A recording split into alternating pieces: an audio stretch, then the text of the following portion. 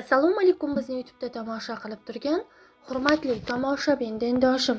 Iltimos, videorolik kengroq tarqalishi, boshqalar ham manfaatdor bo'lishlari uchun o'z hissangizni qo'shgan holda like hamda podpisatsiya tugmachasini bosib qo'yishni unutmang. Bir odam uyining yerto'lasida ustachilik qilardi. Eshik romda undan o'tadigan usta yo'q edi. Usta bir kun har doimgiday ishini qilayotganda chiroq o'chib qoldi.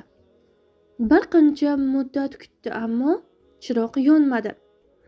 Aksiga olganda shu kuni bitirishi kerak bo'lgan bir nechta romlar bor edi. Biroz dam olish uchun uyga kirayotganda elektr yoqib o'chirgichiga ko'zi tushdi. Kimdir tokni o'chirib qo'ygan bo'lishi kerak. Usta elektrni yoqqan edi, ustaxona chirog'i yondi. Taxminlari to'g'ri chiqdi. Ajabo, kim qildi ekan?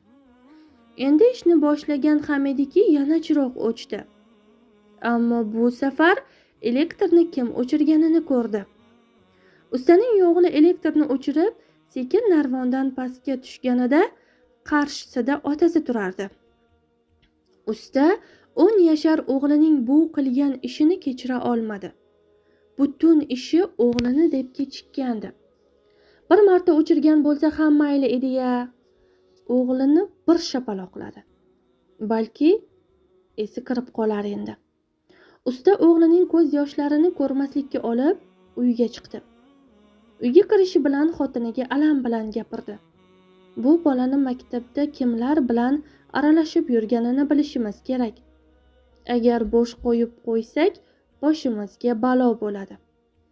Oxiri eng oson yo'li topildi. O'g'lining hech qoldirmasdan tutgan kundaligini o'qiydi.